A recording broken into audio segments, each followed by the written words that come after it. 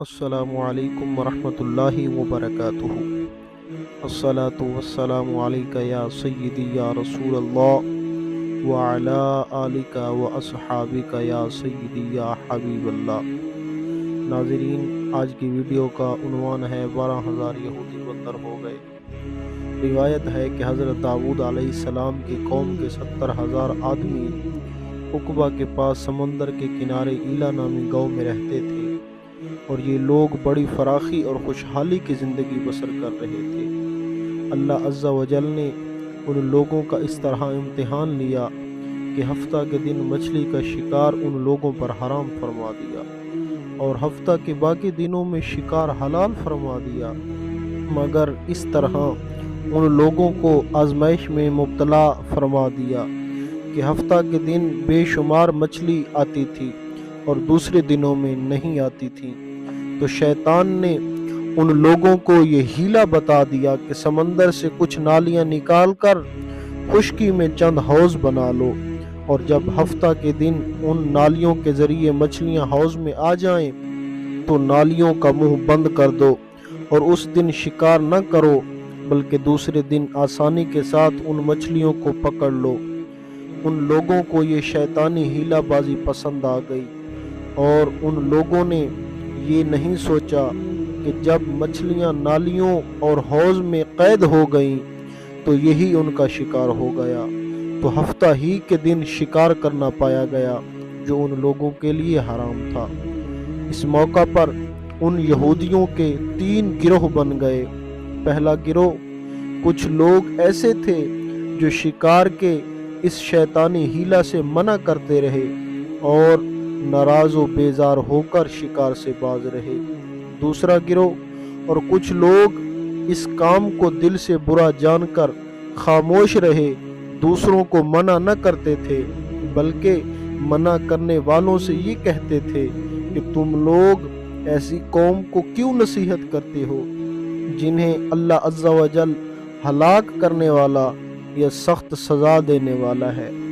تیسرا گروہ، اور کچھ وہ سرکش و نافرمان لوگ تھے جنہوں نے حکم خداوندی کی اعلانیہ مخالفت کی اور شیطان کی ہیلا بازی کو مان کر ہفتہ کے دن شکار کر لیا اور ان مچھلیوں کو کھایا اور بچا بھی لیا۔ جب نافرمانوں نے منع کرنے کے باوجود شکار کر لیا تو منع کرنے والی جماعت نے کہا کہ اب ہم ان معصیت کاروں سے کوئی میل ملاپ نہ رکھیں گے۔ چنانچہ ان لوگوں نے گاؤں کو تقسیم کر کے درمیان میں ایک دیوار بنا لی اور آمد و رفت کا ایک الگ دروازہ بھی بنا لیا۔ حضرت داؤد علیہ السلام نے غضبناک ہو کر شکار کرنے والوں پر لعنت فرما دی۔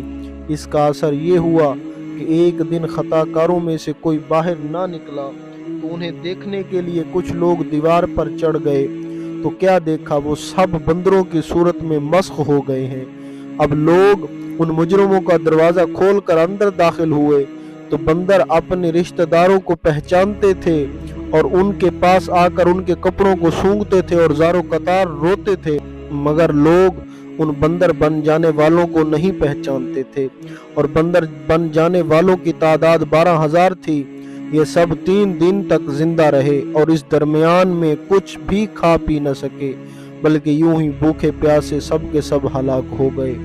شکار سے منع کرنے والا گروہ ہلاکت سے سلامت رہا، اور صحیح قول یہ ہے کہ دل سے برا جان کر خاموش رہنے والوں کو بھی اللہ عز و جل نے ہلاکت سے بچا لیا۔ اس واقعے کا اجمالی بیان سورۃ بقرہ کی اس آیت میں ہے۔ ترجمہ، اور بے شک تم ان لوگوں کو جانتے ہو جو تم میں سے ہفتہ کے بارے میں حد سے بڑھ گئے تھے، تو ہم نے کہہ دیا کہ تم لوگ دھتکارے ہوئے بندر ہو جاؤ۔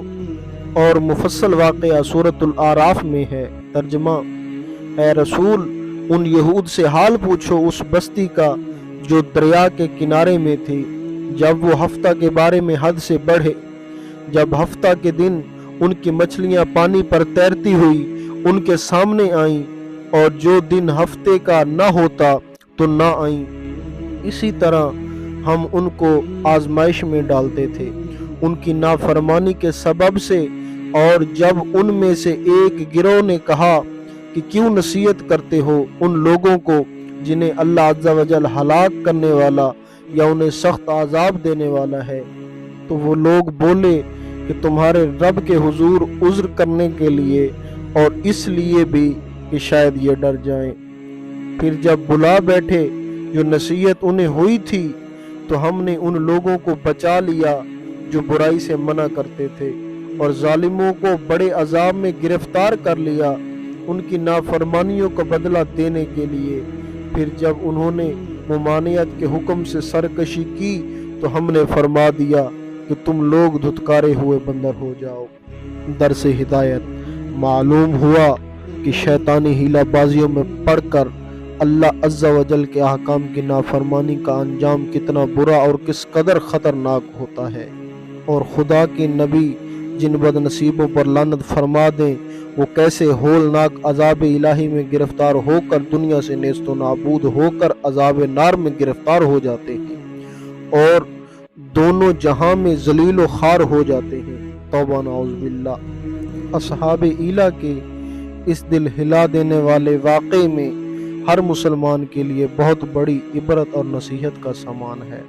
کاش اس واقعے سے مسلمانوں کے قلوب میں خوف خداوندی کی لہر پیدا ہو جائے اور وہ اللہ اور رسول کی نافرمانیوں کی پگھنڈیوں میں بھٹکنے سے منہ موڑ کر صراط مستقیم کی شاہراہ پر چل پڑے اور دونوں جہان کی سربلندیوں سے سرفراز ہو کر اعزاز و اکرام کے سلطنت کے تاجدار بن جائیں۔